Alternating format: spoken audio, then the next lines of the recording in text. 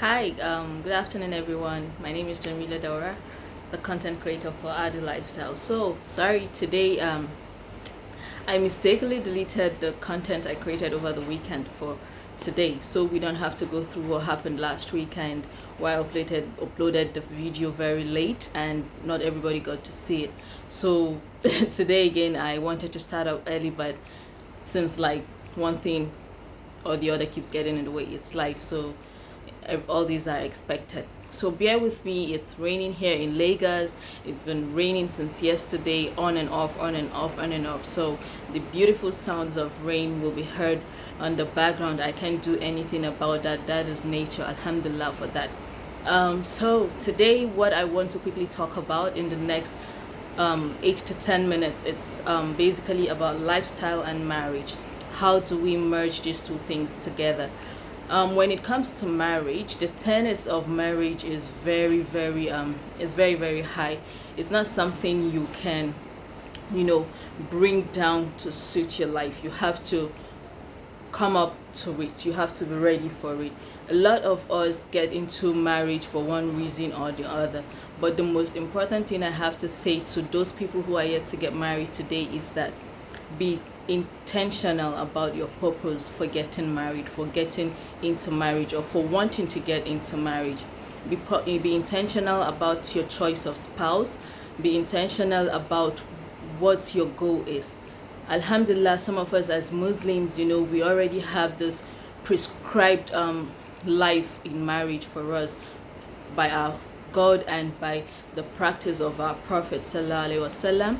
But at the end of the day, we find out that lifestyle affects, this natural sacredness of marriage, and we tend to when we want to bring in our lifestyle into marriage and trying to make the marriage fit into our lifestyle, not the other way around, that is where we all start to get it wrong.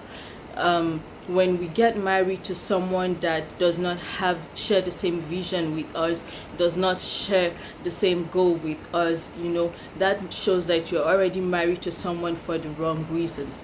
But when you sit down, in your course of courtship with your spouse to be, and you guys have just so much intimate talks about what kind of life you want in this dunya or in this life, and what kind of life you want in the hereafter, you find out that you begin to find your middle ground. You begin to find things that either would work and would not work. Then you start taking things away.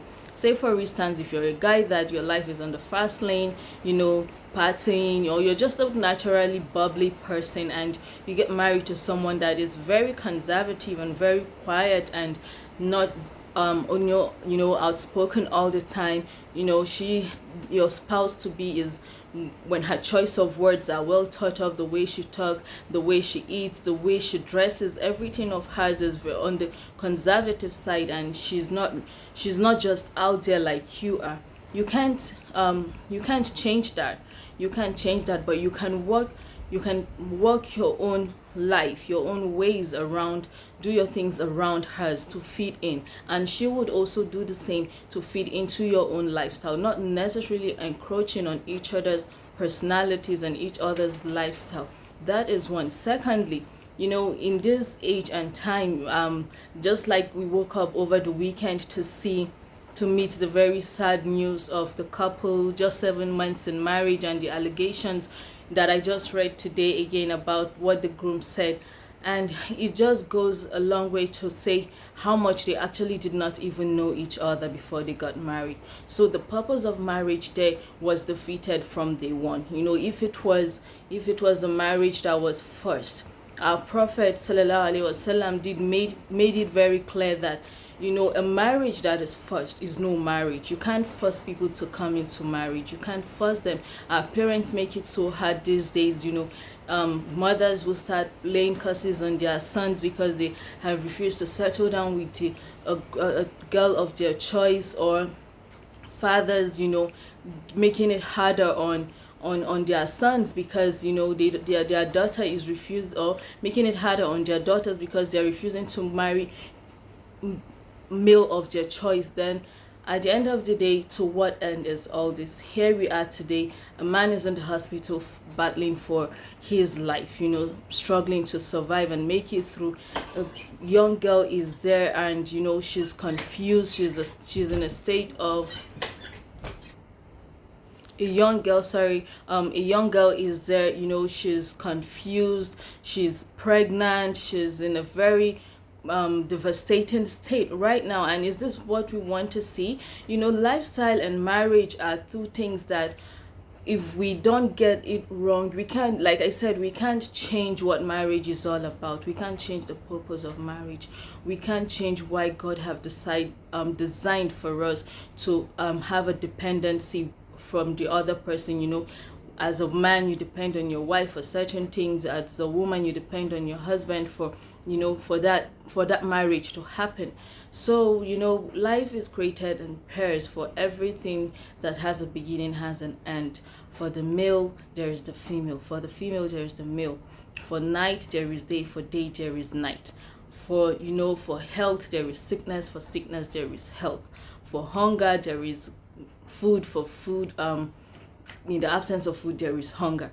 So we need one another. We need one of each of we need all these things to complete one another. So dear young folks out there, before you choose your spouse, be very intentional about your purpose. Be very intentional about who you're getting married to. If you're dating someone, and just ask yourself today that, okay, my fiance Hamza, what do I like about him? And you start saying he's nice, he's handsome, he's this, he's that. You've lost it. That is the beginning of you losing out on something big, because marriage is bigger than just being nice, being good, being that.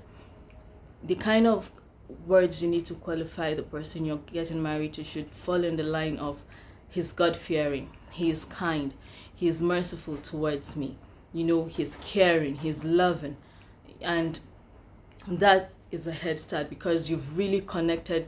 That shows that you've created a connection that is beyond just something that you can really explain. It shows that you know what you're looking for. You can explain your feelings. Sometimes love makes words very superfluous for us, but it's not that bad that we can't really articulate the things that we should be looking for. So be intentional. For the guy, if you're looking for your spouse and you're already dating someone and you want to settle down with this person, start thinking of the kind of words you use to qualify her tomorrow when somebody asks you that, what do you like in Halima? And the first thing you start saying, oh, she's beautiful, she's she's outgoing, she dresses nicely, she's got nice figures.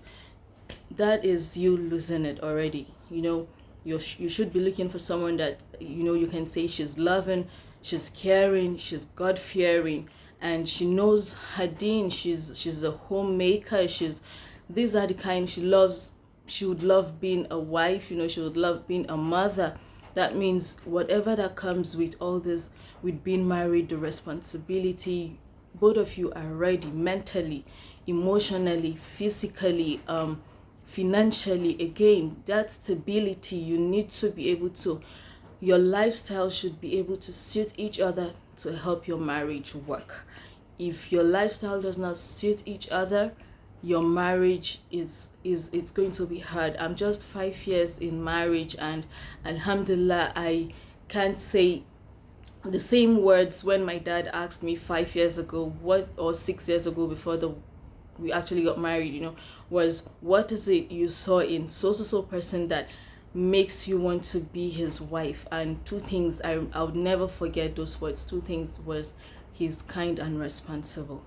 Until today, I still describe my husband to anybody that cares to hear as someone that is kind and responsible, because he hasn't fallen short in that aspect in any way in the last 5 years that we've been married. I don't know how he qualifies me to people, but I also know myself, and we've been able to fit our lifestyles together. He met me as a bubbly person. He met me as someone that spends her time looking good, and he's never encroached on that. Rather, he's helped me fit that lifestyle, and he's helped me maintain the lifestyle that he met me in, and even better than he met me.